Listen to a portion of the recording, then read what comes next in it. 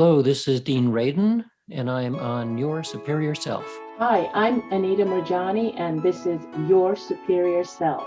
Hello, this is Dr. Raymond Moody, and this is Your Superior Self.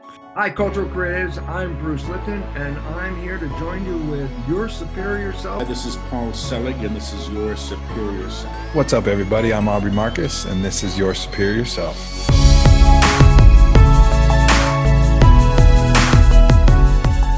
What's up, y'all? This is CJ Finley, and I'm on Your Superior Self. CJ, man, throwing that y'all in there. Like, I love that, brother. Where you at right now? You in Texas? Austin, Texas. Yes, sir. How you doing, man? Very well. It's been a wild ride past couple of years, but I think I'm finally in a place where know where I want to go with my life, and that's a very blessed feeling, I feel like. Well, you've had a little bit of a rough ride there. Why don't you go talk about that? Like, where you're at now and where did you start? Yeah. So a little bit of my background, born and raised on the East Coast. I grew up in New Jersey and went to school for engineering, and normal journey that I think I'm 31, a lot of people my age have followed along with is we were sold, go get your college degree and life will be great. On the same time, seeing kind of our parents work 30 to 40 years in corporate jobs and then not really being happy or fulfilled with their own lives. So same thing happened to me, get into my engineering career and start realizing that I don't want to sit at a desk all day. I'm meant to be doing more on earth. And unfortunately, at the same time, I was also sick, dealing with celiac disease and a couple other digestive issues that somebody in their early 20s shouldn't be dealing with. And it was kind of an eye-opener for me. The biggest eye-opener was when I saw my grandfather pass away and then got the chance to hang around some other family members that also had some health issues. And in my mid-20s, immediately I started realizing like, wow, like if I don't change my habits and I change my lifestyle, that could be me. And I don't want that to be me. Couple that with my wife, her father died in a spin class at age 53, and he was in really good shape. And that was an eye-opener for us to say, hey, it's not just what's on the outside of your body, like you need to be checking what's going on the inside of your body. So long story short, that story kind of coupled with I had a passion for helping people in the personal training world.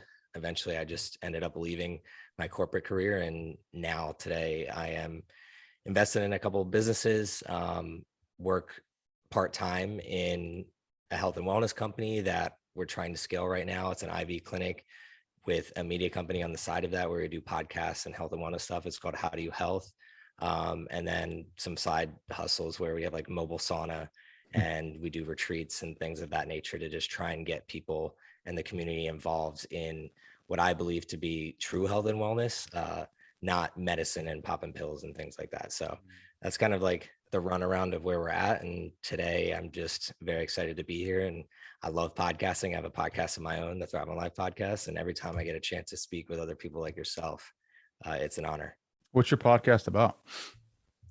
So my slogan is helping mission-based people, brands, and businesses thrive. And really at the end of the day, it's just having conversations with people that I believe are going to go on to do great things. I think a lot of podcasts do a great job out there of bringing on people that have already made it, quote unquote.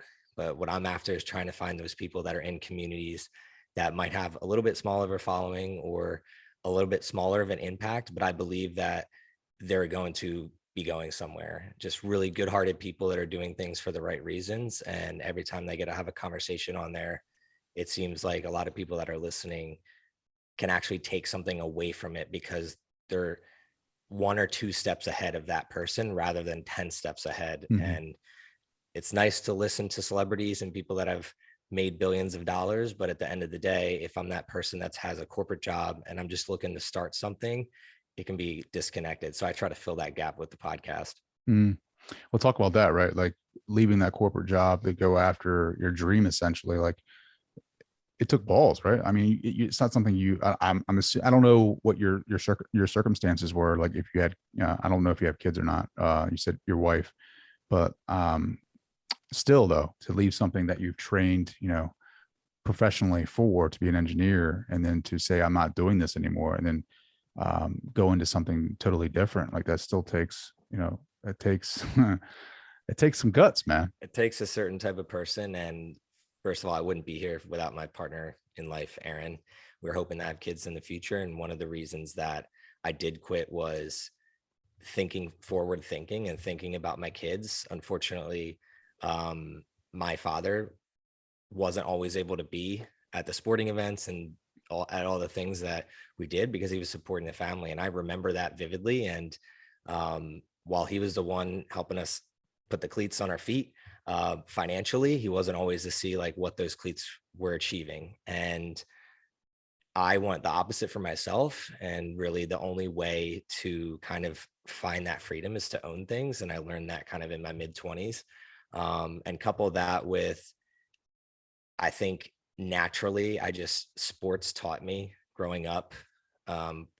They were on the side of scholastic work. So when I got to my corporate job, the 8 to 5, 9 to 5, I honestly was like, what do I do with my time? That's what I started thinking, because I was so used to, like, when I was in college, training either prior to class or after class. So I had like 12, 14, 15-hour days. And when it changed to like an 8-hour day, 10-hour day, I kind of didn't know what to do with that time. And that's when I was already going to the gym and continuing to train, and people were just tapping me on the shoulder like, hey, would you help me with my nutrition and my fitness and things like that? Started reading a ton of books on business and marketing and getting certified in training and nutrition consulting. And that's kind of like how I got technically into business. But before that, like as a kid, I was always shoveling snow and babysitting and mowing lawns. So I was doing entrepreneurial tendencies, and couple that with like I hated authority. The more books I read, I was like, oh, like being an entrepreneur is where I need to be sitting, and I'm going to thrive in that area. And anybody listening, for me, the hardest thing that was actually the problem was I was attached to the title and attached to the stigma of, oh, I went to school for an engineer.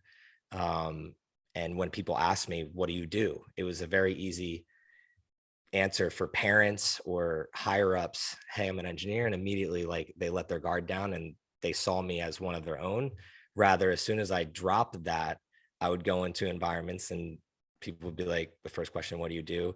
And I refuse to answer. Like at this point, it's just like, it's not about the title or what I do. It's about where I'm trying to go and the impact that I'm trying to make and how I show up as a human being every single day. And that was a tough thing to kind of sit with in the beginning of it, because you go from, I was in my early 20s, close to six-figure salary at a young age, to, okay, my first year of business making 20K. Like you have to lower that ego because you're in build mode. You're not in extract mode. Yeah. Ooh, I love everything you're saying. So yeah, I really dislike that too, but it's like it's like the culture, the society that we've grown up in. We're so programmed to like lead conversations with, like, instead of identifying the person, like, finding out who the person is through what they do rather than who they are, right? Like getting to know that person, like, CJ, who are you, man? Like, what are you about? What turns you on, what fires you up? Instead, it's like you come into a social setting or a party or whatever, and it's like, first impressions are everything, right? Like that's what we're taught. So it's like the way you look, the way you present yourself, nonverbal communication. And it's like, you come up and you see, you're starting to attract to that certain person, and you come up and you shake their hand and you say, what do you do, man? What's your name? What do you do? It's like, we're just programmed, right? Like that isn't what, in my opinion, right? Like I am going back to school and I'm studying positive psychology, and it's just like, it's all about well-being. It's like, it's on a whole nother level.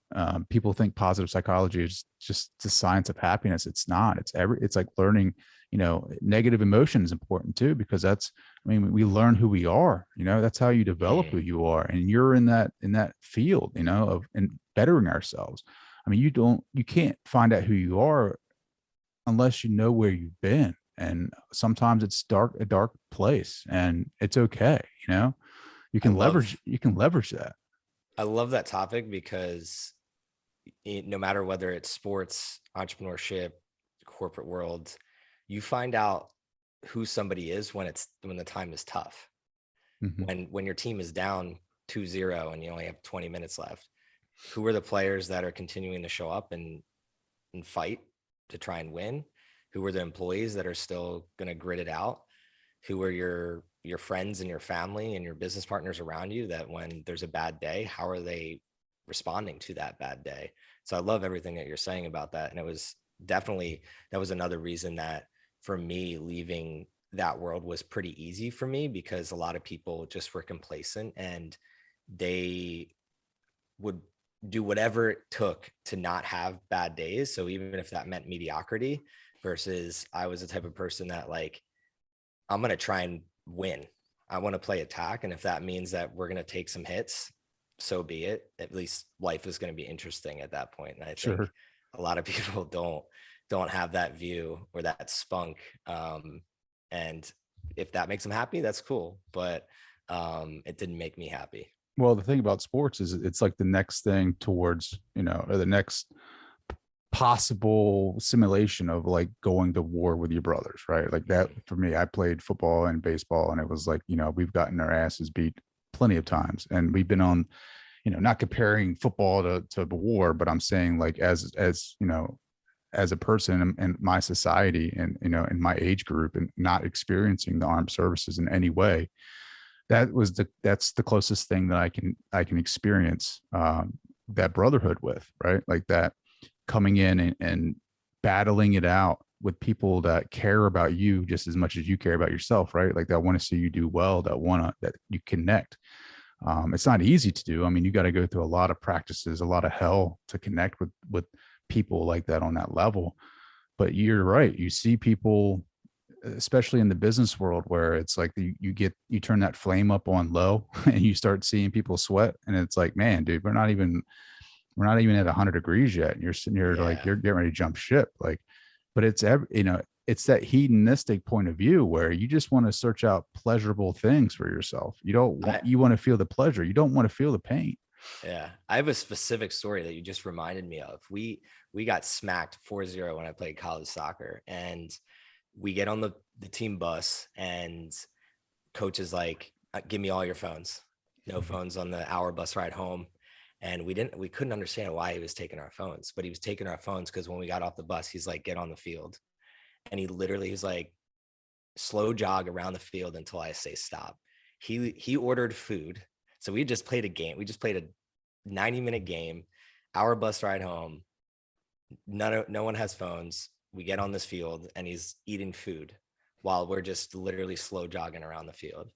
And you notice the people that A, are complaining, or B, you're just like, I'm just going to suck this up. And then C, the people that are like, we deserve this. So you start seeing in that tough time the true colors of people. And again, there's no right or wrong in life. Like you can go about your life however you want. But for me, it was a very big eye opener of like character of who I think is going to succeed at anything just because of how they're responding to this one little, what I call fish tank of a reality when that happened. And when I got into my first job, I noticed that most of the people around me were complaining about different things. And I couldn't handle that situation. So that's where we sit today, where I get to control my destiny rather than somebody else telling me what my destiny should be. Well, even now, right? Like you see a lot of influencers online, and like, I don't, trust me, I don't have it all figured out, but it's like, trust me, I get to points where I'm like stressed out and I'm like, I'm getting ready to tap out, but then I have to rely on these experiences of like, this is not tough. Like this is just one moment in life where you feel like you got it worse than the next guy. And it's not, like, you have no clue. It's all, it's relative. It's like your own perception of what reality is right now. It's like, it could be a whole lot worse. And it's like, just suck it up and push through. And that's the gift in it, right? Like that, you get to see how tough you are. You get to see what you can get through. I mean, even the worst stuff that you can imagine, right? You get through that people want to run away from it. They want to avoid it. They want to, again, going back to the hedonistic point of view where you just want to go after the things that make you happy. And that's like a lot of the Instagram stuff that I watch is like, or not watch, but like, scroll through is, a lot of quotes about how to be tough. But then it's like, are those guys really tough? Have they been through that? You know what I mean? Like, you don't know. It's like, until you go just through talking it. about this earlier today with one of my clients. Yeah. Like, you don't know how tough you are until you actually go through it. And then that's the badge of honor. Like, I don't need to post about that. Like, I'll post, like, I love mental health and mental well-being in general, living the good life, like Aristotle was talking about, living that medium, in the middle, not too high up on the horse, not too low. I mean, even Buddha said, the middle way. But we want to look for other people for the answers, and where the answer lies is within you. It's not external of you, it's within you. And, you got to go through that fire, and get burned bad and come out on the other end. And then you heal, and then what you're made of, I love it. Speak my language. But it's not easy, my friend, because when you're in that fire, man, you want to jump out. Yeah, it's tough for me because I am in my family, in my extended family, I'm the only one kind of going down this path, and I get asked a lot of questions on a daily basis, and it's tough for me to describe. But I think the people that you mentioned going into the fire and you got to get burned and then you heal, I think what ends up happening to a lot of people that do stick with it, if you're talking entrepreneurship, is I live by this inch by inch methodology. I don't know if you've ever heard, what's the main guy in Scarface? I always forget his name. Al? Yeah. Al So he has Pacino? the what is it? Friday Night Light, the one movie, football movie, and he talks about the inches. Like, you got to be willing to die for that inch. Mhm. And in entrepreneurship, I think it's a lot like that, where every single day is a new challenge, because as you start growing, if your business starts scaling, it's just new challenges and new things that are going to weigh you down. And the really good entrepreneurs, they learn to increase their stress tolerance and increase their ability to be burned for a longer period of time Mhm. without needing to like step out of that fire that you're talking about. And the coolest thing for me is I can sense that as the years go on, the little inches start adding up and the fire doesn't feel like it used to anymore. Now, the problem with that is if you have a personality like mine, I then start getting bored and I'm like, where is the big fire that could go? Like, it's either going to like make me bulletproof or I'm going to get really burnt. And that's what attracts it to me. There's a lot of people out there that might disagree with that mindset, but I like life to be like that. I like to feel all the feelings and at least know that I tried at the end of the day. And a lot of people out there don't realize what they're capable of because they're worried about getting burned by that fire that you're describing, when the reality is they have the skills, the tools, the knowledge, the network to essentially come out of that fire unscathed. They're actually going to be stronger, I would say. And most people don't have that optimistic view of it. They don't have that middle view that you're describing. It's always negative. It's always, this is going to collapse me, or this is going to crush me, or whatever they're making up in their mind. And that's where I see that you do a lot of, you're into philosophy and things like that. That's where that type of work is really important. I wish it was taught more when we were younger, because I didn't step into it until entrepreneurship. Oh yeah, man. I didn't a lot of people don't think like that. Like I started reading some Zimbardo's work, who's a psychologist, social psychologist, I think. And he talks about like the theory of time or something like that, where some people don't think about the future. Like people like, it sounds like you're very similar to me, where we're future oriented people, where we think about the future in our present moment. Actions are geared towards the future, where a lot of people, I shouldn't say a lot. I don't even know what the percentages are, but there are people that are presently like in the present right now. They can't see the future. So they're like only worried about the now. They're only worried about, and that's not a bad thing, right? But they're when it comes to their motivations or their actions, they can't see a year out. So they're only worried about what's happening right now. So when they're experiencing these troubles, they're only worried about getting out of it because they don't think about long term. You know, does that make sense? Yeah. And I made a post today about being it before you become it. Because a lot of people say, I want to become, or I wish I could become. And for me, I look at the past, the present, and the future as all the same thing. Like the present is just the past decisions that we made over and over and over again to get us to this point. And the future is whatever habits and daily actions we take to lead us there. So my future is already almost written in stone if I take the actions that I know I can take every single day. And unfortunately, I'm huge into education reform. So if you looked at my content in the past, or if someone's listening, like I talk about education a lot because I don't believe that our schooling system sets us up to even reflect on that. So it's like we go to a new grade every single year, and then you're just chasing the carrot all the time. And then you get to the end of the road, and you have a job for 40 years. So there's no time to really think back on, okay, like my life turned out the way that it turned out because of these small daily actions and habits. Most people are just living in the now because they can't afford to look back or look forward. They're so overwhelmed by the now, or unfortunately, a lot of people aren't as privileged just from the start of their life.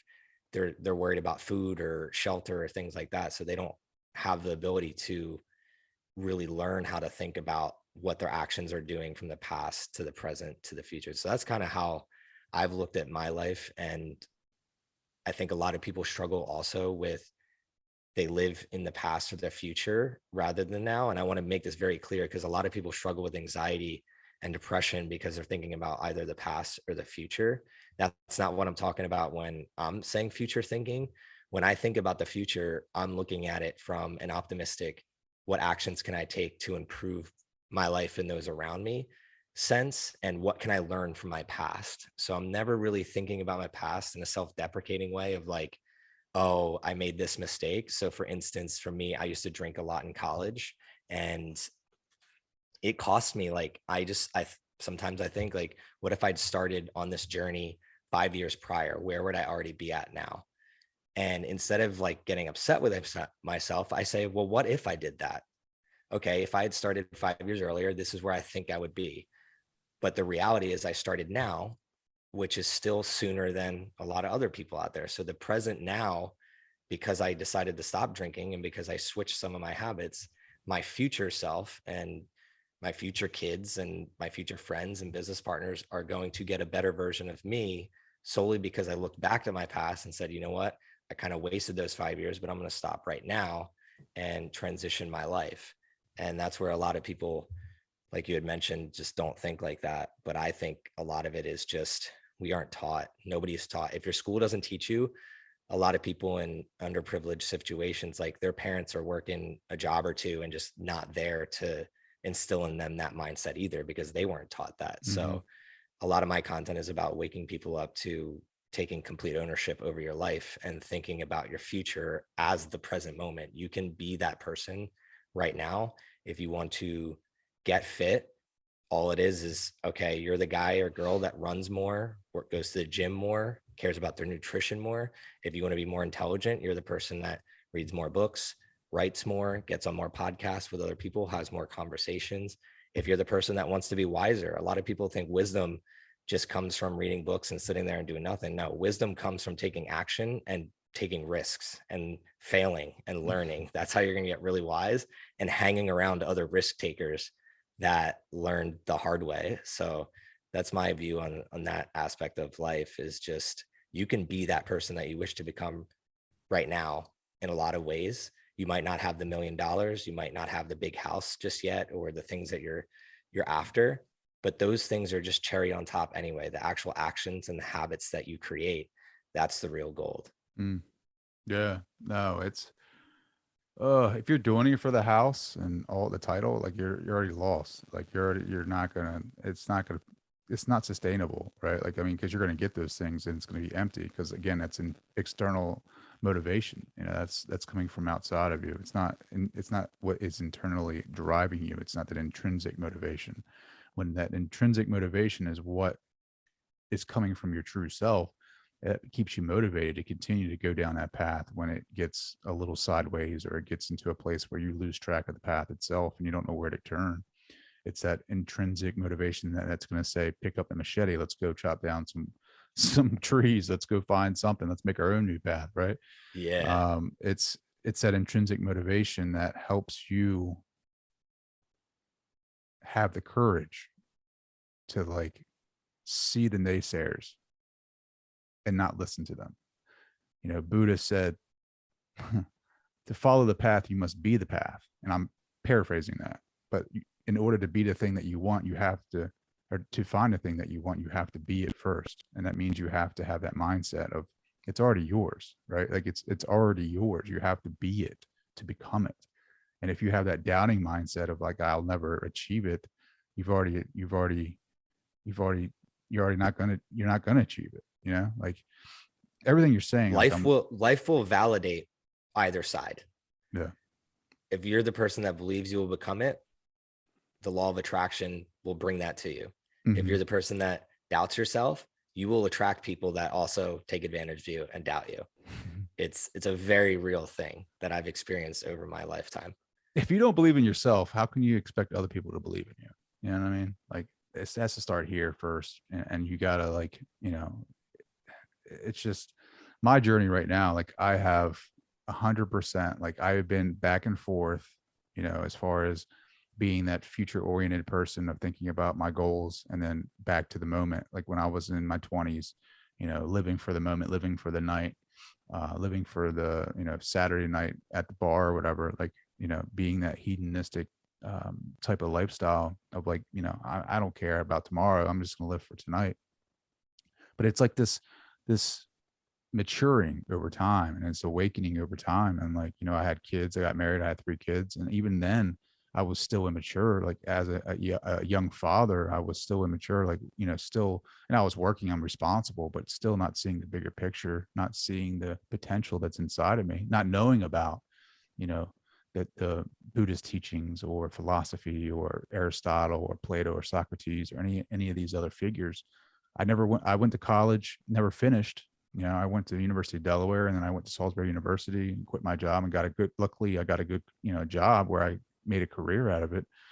But then I went back to school, you know, I went back to school because I wanted to achieve that for myself because I knew that I can, you know, like I always doubted myself that or not doubted myself, but like, why did I regretted not finishing? Like, why didn't I finish? It's not that I can't, it's just, why didn't I? And I couldn't answer that question. So I was like, you know, I'm going to answer that question. I'm going to go back. I'm going to prove it to myself.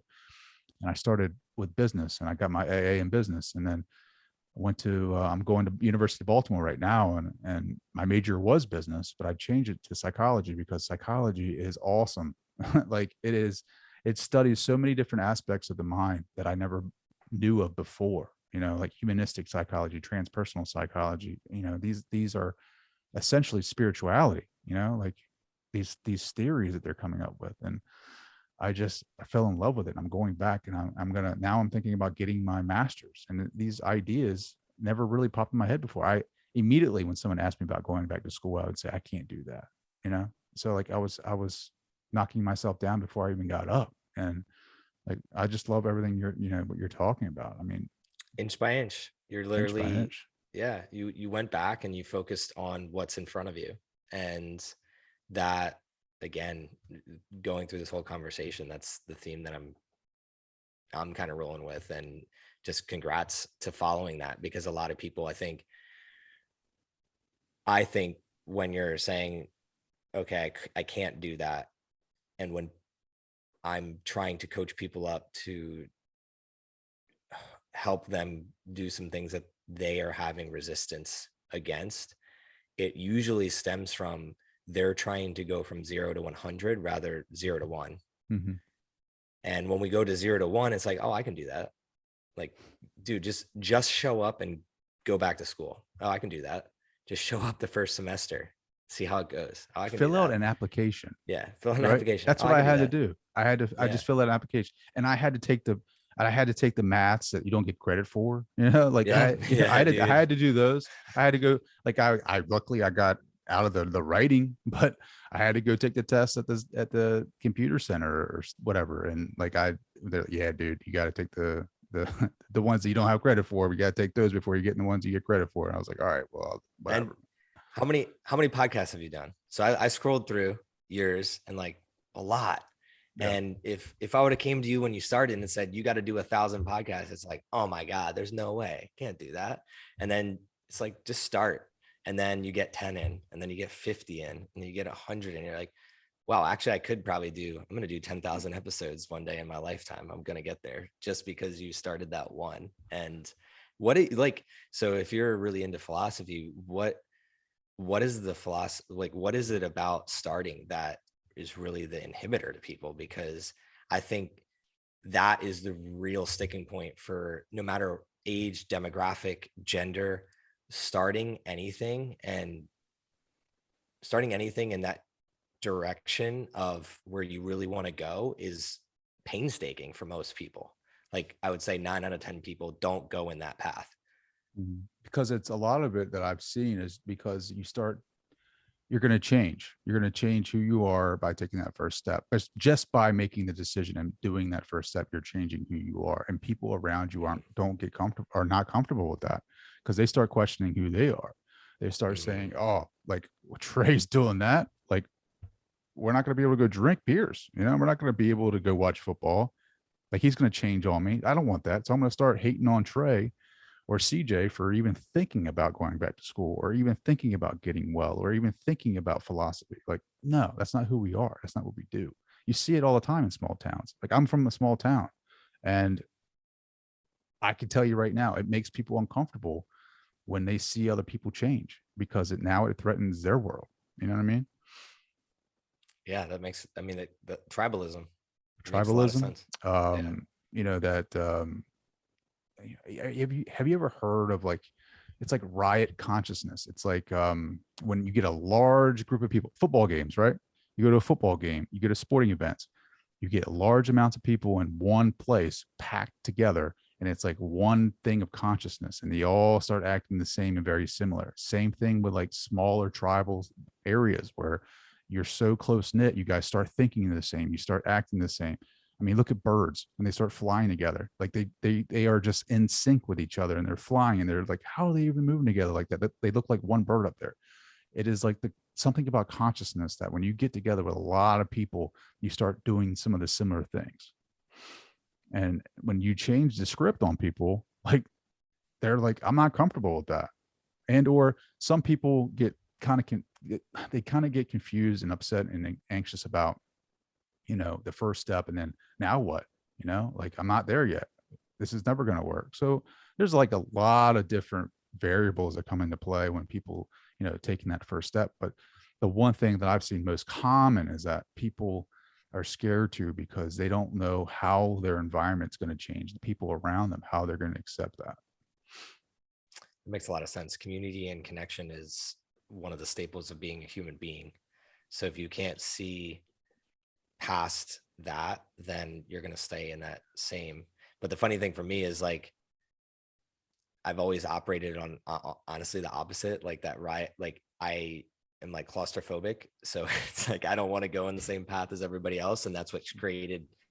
There's a lot of cons to that as well, like growing up, getting in trouble and different things. But as I became an adult, I started realizing that the biggest struggle, I think a lot of young professionals and a lot of people that go from 20s to 30s is in their 20s, they were doing things to stay with their tribe. And then in their 30s, they look back and it's, wow, I want to be a different person, but I just am scared. I don't know how, like, or my time's up. Like, I can't switch careers, or I can't switch my community, or I can't move to that new city. And I think you hit the nail on the head with a lot of it just stems from they've gotten ingrained in whatever communities that they're in or connections that they have. And they're afraid of what will happen to their environment what would their life look like? And because they can't see it, ambiguity equals anxiety. And because their future is ambiguous, it just creates anxiety. So they just stay with the future that they know of in their head, even though that's not the future that they necessarily want. Yeah. We just put too much stock in other people's opinions about what we're doing, right? Like, I understand, like, but that's the whole journey. Is your experience is your experience. Like, no one else is going to be able to verify or tell you what's right for you. It's like you're going to have to go through a lot of decision making, and it's going to be, sometimes it's the wrong decisions, but it's okay. I mean, what is failure, right? Like learning, it's just learning what not to do next, right? Or learning how to manipulate your decision and make it better. I mean, failure is a terrible word for it. It's more or less like, learning very slowly, I guess. I don't know, but I mean, Iteration. That's what I like to use. Yes, Just iteration. yes. It's like your reality, right? Like you live in your own world, you create your own environment. Like your perception, of this reality right now is like your understanding of everything that's ever happened to you because of your experience. No one can ever tell you the different because it's been your CJ's experience. So same thing with mine. So when we try to ask for help from other people, yeah, it's cool to see what they have done and like maybe ask, how did you get from A to B? But it's not going to be necessarily the same journey because we're going to interpret that differently. If that makes sense. 100%. Yeah. I just think that's, a lot of people think that we can mimic, a lot of the self-help gurus are like, yeah, just find somebody who's done it and then do what they did. Yeah, that's cool. I mean, you can definitely, I can build something the same way that this guy built it, but the journey is going to be totally different. And the value is in the journey. The value is, that is where the growth is. That is where you find out who you truly are. That's where you meet the true self, the higher self, like Abraham Maslow talks about the hierarchy of needs. There's a triangle and you have your very basic needs at the bottom. And as you fulfill those needs and secure those needs, you get up to the very last building block, which is self-actualization. That's where you want to know why are we here? Who are we? That's where you start getting the most value in your journey, because you're starting to ask those questions and you're finding out for yourself, I'm not just this body, man. Like there's consciousness out there. I mean, that's a whole nother rabbit hole, but it's, there's this thing that is called consciousness that we have no idea what it is. It does not derive itself from the brain. I mean, that is where science is right now. Like, you're going to see a paradigm shift. I'm telling you, it's happening right now with, Dean Radin. Who else? Joe Dispenza. I mean, a lot of these different scientists are out here doing some great work with mind and body. And it is interesting to say the least. And I'm very excited about the future. I mean, what are your thoughts on consciousness? To tie it into what we were talking about before, the consciousness, the self-actualization that people start to have, you only get to that part, as you mentioned, like in Maslow's hierarchy of needs. Most people never get to that top tier.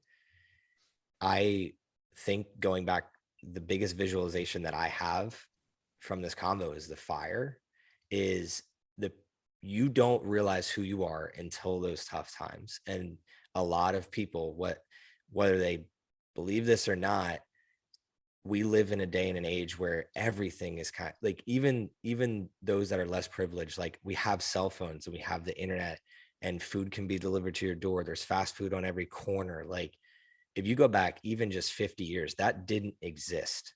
Like, you had to walk to school 5 miles a day. Some people, you had to suffer every day in a lot of different ways. And today, most people's suffering is they don't like the tweet that somebody put up, or they don't like what somebody said on Instagram.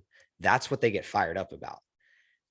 Versus, if you're talking Maslow's hierarchy of needs, 50 years ago, you couldn't complain about that because you wouldn't eat that night if you didn't do that 5-mile walk, or do your chores, or suffer by working 2 jobs to put food on the table for your family.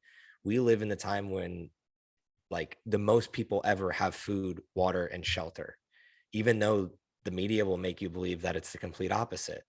That's the world we live in. So if I'm thinking about consciousness, we've been stripped of our consciousness as humans because most people are distracted by the little things that we look at as needed for everyday life, but really they're distractions and they're luxuries that we used to not have.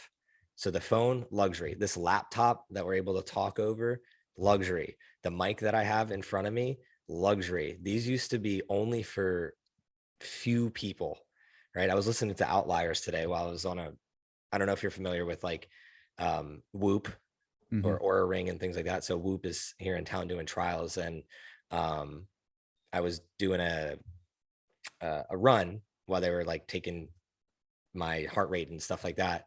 And I was listening to the book Outliers, and it talked about how in the 60s, like when tech started booming, computers, Bill Gates, Steve Jobs, and it talked about like how they got to where they got. And it was because, not because they were some brilliant geniuses, but because in Gates's example, he had access to a terminal. They didn't even have personal computers back then. So they had terminal servers that they could code on. And he had access to one in 8th grade versus most people didn't even have them at their colleges. So as an 8th grader, he was coding. And when he got to college and was able to drop out because he was already 10 years ahead of everybody. Now, what people don't realize today is that we are so far, like if you're a kid and you have a phone, you are so far ahead of where even myself was at age 13. Like I didn't have a cell phone. I didn't have the internet. I barely had text messaging. I remember like 250 text messages. And now imagine, like, I'm young, I'm 31. Now imagine 10 years older than me. So the gap of what you have access to is astronomically higher, but what that caused is a larger gap between the person and consciousness. And it's unfortunate that society is going in that way, because I think it's going to create a lot of havoc. But for me, the journey to self-actualization has been talking about that fire and increasing that stress tolerance. When I got into business, it's one of those things where it's really hard, like building something from scratch and then having to hire people and manage expectations and manage personalities and grow. You constantly are reading because you don't know what the hell you're doing. As you're growing, you still don't know what the hell you're doing. So you have to continue to have meetings, sit down with people, have conversations like this. So you're actualizing every single day. You don't just go to the same job every day. You're doing 50 jobs a day and figuring out, how do you replace yourself? How do you write the SOPs to get people to be hired? How do you then teach somebody to hire the people for you? And then it's just nonstop. So you're actualizing in the work environment every day. And then you start saying, okay, how do I do this at an exponential level? Well, it has actually nothing to do with work and business, and more to do with me as a human being and looking within. If I can be calm, cool, and collected in a heated conversation, I now am better. I am now going to be more efficient and effective in every situation. So that was really the reality for me, was when I woke up every day, I knew that I wouldn't be the best husband, athlete, entrepreneur if I couldn't actualize what that looked like and then take action on that. So for my daily habits, I had to completely shift to, okay, I'm just going to wake up and work as hard as completely possible, to I'm going to wake up and write in my journal and figure out what is inhibiting me from getting to the next level. Who do I believe I can become? What must I do every single day as a husband, friend, business partner to become that person? And if you're in a normal job or you're employed by somebody, they don't challenge you to ever do that. And you're not forced to be in the fire to do that every day. And then you have the distraction of the phone and the Netflix and the Grubhub that gets delivered to your door and the beer and the wine nights and the happy hours. You're constantly distracted. So you're never actually going to even think about your conscious at all. And the cool thing for me is I feel like the old me died. Like I look back at old photos and I don't even remember who that person was, because I'm completely different. And most people would view me as completely and utterly different. as a human being. Outside of I'm still very competitive. So there's that. But in terms of self-actualization and conscious and philosophy, I never picked up a philosophy book in school. The one thing I love how you went back to school, because I feel like I would crush school if I went back now. The fact that I have access to a library, the fact that I have access to technologies that I don't have access to right now, the fact that I have access to the network that I had, and I abused it. I did nothing with it. And it's one of the things that I don't have regrets in my life, but when I look back, I would have went about it in a much more intentional way. But that forced me, going back to our conversation of past, present, future, looking back at that past has forced me to do that now. So in my community now, I am much more intentional because I wasn't in the past. And that has stemmed from self-actualization. So I know that was a long-winded No, I love it. kind of rant there, but love it. for me, I think, again, unfortunately, 9 out of the 10 people don't even realize they have a conscience and what that means, because we're just distracted all the time. Sure. No, I love that. And I think you should, think about taking philosophy, man. Just take a philosophy course. Like I tell it, and my mom is listening, she listens all the time, and I'm like, That's she's getting ready to retire. And I'm like, take some psychology classes, like just go back. Like, who cares? Like, just what, you don't have to, like, if you want to get a degree, get a degree, like do whatever you want. I understand, but there are so many different, more, how do I say this? There are so many different learning platforms now. Like, you don't need to do traditional schooling, like I do, right? Because the school that I'm going to doesn't have like a really accessible online platform. I mean, it's hybrid, but still, in my next, school, my master's will be fully online. That's something that I want. But the platforms now are fairly cheap, and so accessible from wherever you're at. Like, I love it. And for me, like, people will say you don't have to go to school to be successful. That's 100% true. You don't need to go to school to be successful. But for me, it's like knowledge. It's like the knowledge was there. Knowledge is like true freedom. Like, it leads you to freedom, because like you start and you're like, what are you talking about? Freedom. The more that you learn about people, the more that you learn about things. Like, I just read, and I had an ethics class, right? A business ethics. And we studied philosophy the entire time.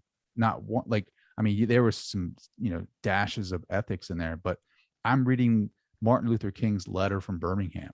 Like, loved it. Like, just really, just this guy is sitting in a cell in Birmingham writing this letter. And I'm like, man, this guy is just, I didn't You should read his realize that. autobiography. Yeah. I mean, but that's the thing.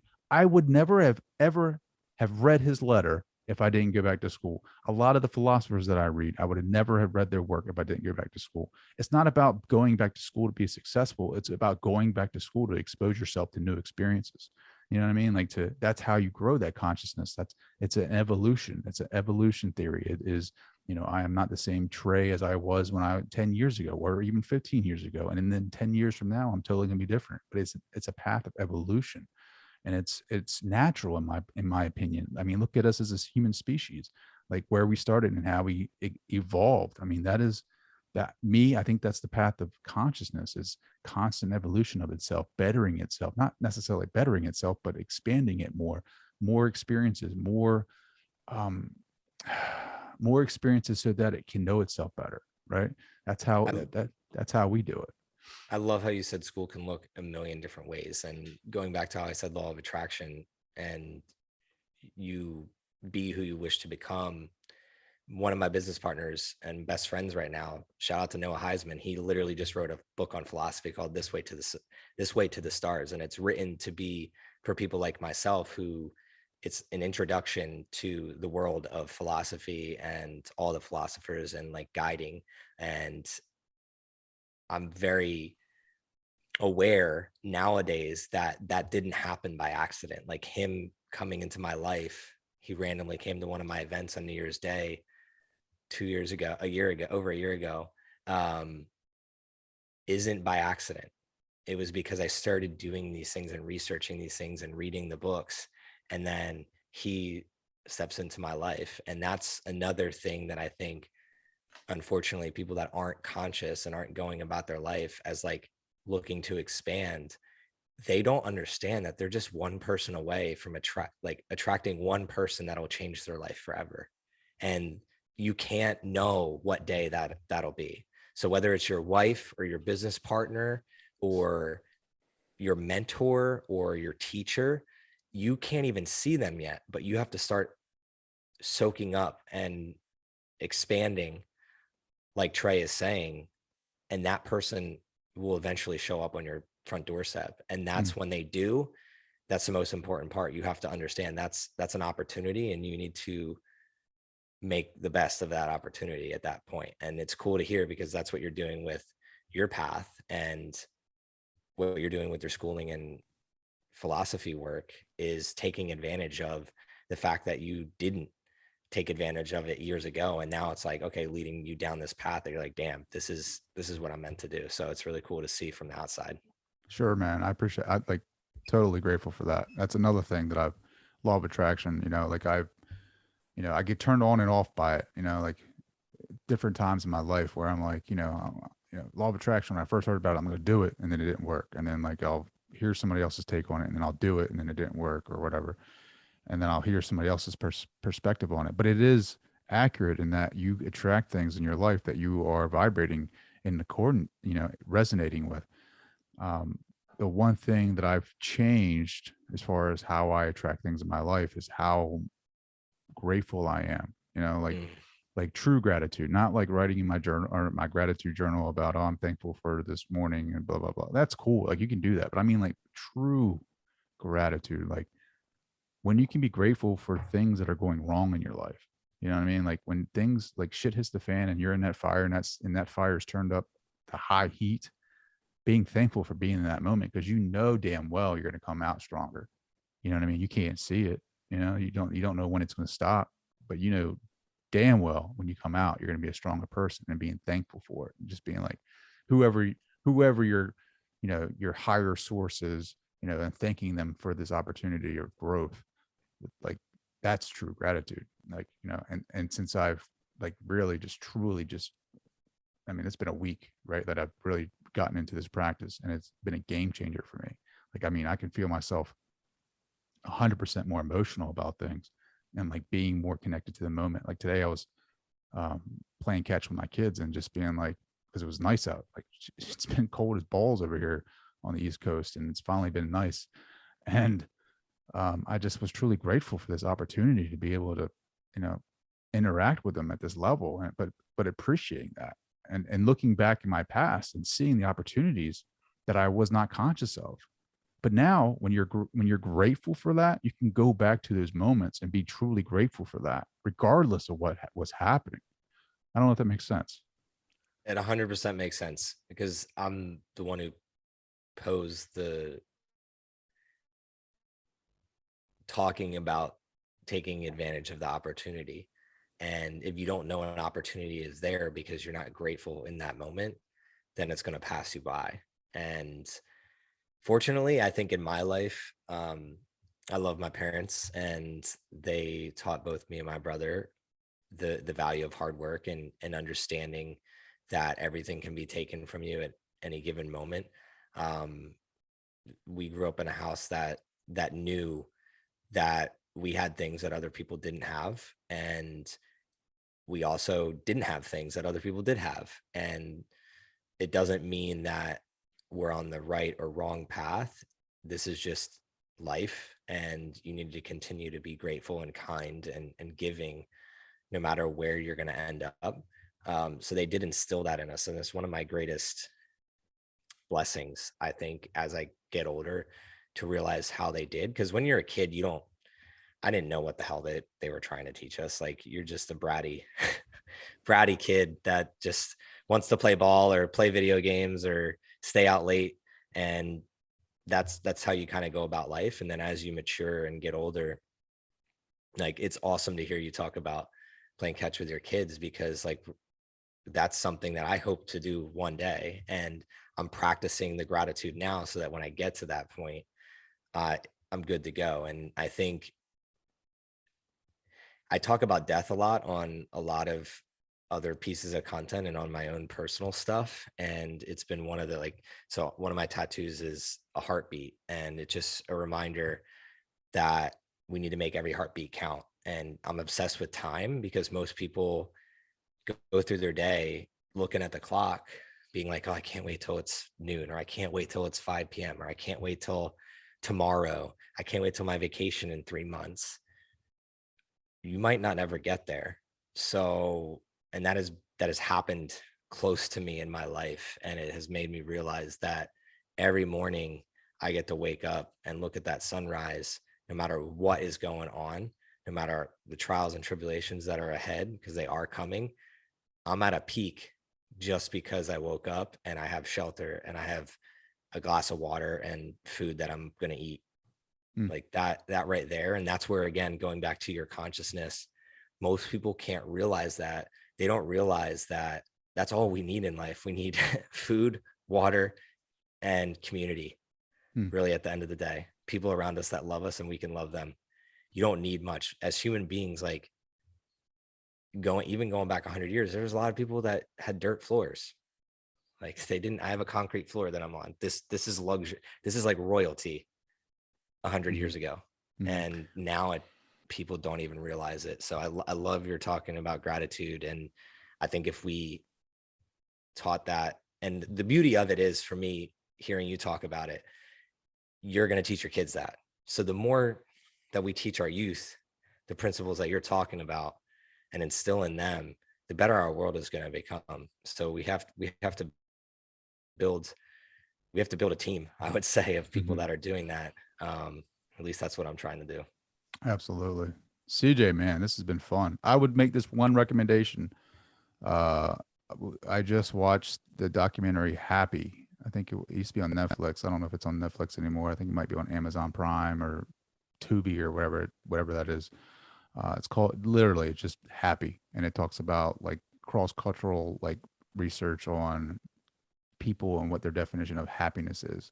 Like it has this guy that's in India, and he lives in a shanty, like in this rundown part of India, and like there's a community of them and they all love each other. Like he says, the best part of my day is coming home from work and just seeing my kid. And that's all he's talking about is his house that is literally just, it has like plastic over the top. It's and he talks about the worst part of my life is when it's monsoon season, because then we get wet. But outside of that, loves life. There's just so many examples in that documentary of how we're just so materialistic, and how, just because you have the nice house and big car and concrete floors doesn't mean you're happy. It's taking time to really be appreciative of what you have in the moment, and like showing that gratitude. And even like with law of attraction, man, like being grateful for the things that are to come, and like, whatever that goal is for you, being grateful that it's coming to you. Have you ever heard, so Naval Ravikant has a saying, happiness is peace in motion? I know, I've not. That's awesome. Yeah. So one thing that I've tried my best to do, and I don't like the word try, but I couldn't think of another word there. I've done my best to do is find more peace in my life. If you find more peace and you're at peace with everything around you and yourself, then happiness is a byproduct of that peace, because we're not always going to be happy. There's going to be emotion, just innately, that spurs within us. But I think that I grew up not really at peace with who I was as an individual. And that's where the self-actualization and looking into myself internally of what do I want out of life? What do I want every day to look like? And I have systems to do that I found more peace. And then because I found more peace, I just innately would look up, and just like you did with your kids, and just say, wow, I can't believe I'm here. And we started the podcast with me saying, y'all, I never thought a day in my life I'd live in a beautiful city like Austin, Texas. Never a day in my life. You said Texas to me as a kid. I'm like, I hate the Cowboys. I'm an Eagles fan. Like that's all I would have thought about. Like cowboy boots. I'm not wearing cowboy boots. So what are you talking about? But it's beautiful here, and there's beautiful people, and there's beautiful opportunities, and just like, yeah, it's just evolution. I'm happy we're ending on one of my favorite topics of gratitude. Evolution, gratitude. Yes, sir. CJ, how can people talk to you, or find out more about you, research you? Where can they get a hold of you? The easiest way is on Instagram at cj.finley. That's Finley. Yeah, cj.finley. Just shoot me a DM. I'm pretty good at responding. I'll probably respond with either a video or voice message. I try to do. Nice. CJ, man, thank you so much for joining. I'm thankful that we were able to have this conversation, my friend. Likewise, keep doing what you're doing, and I'm excited to share this when it comes out.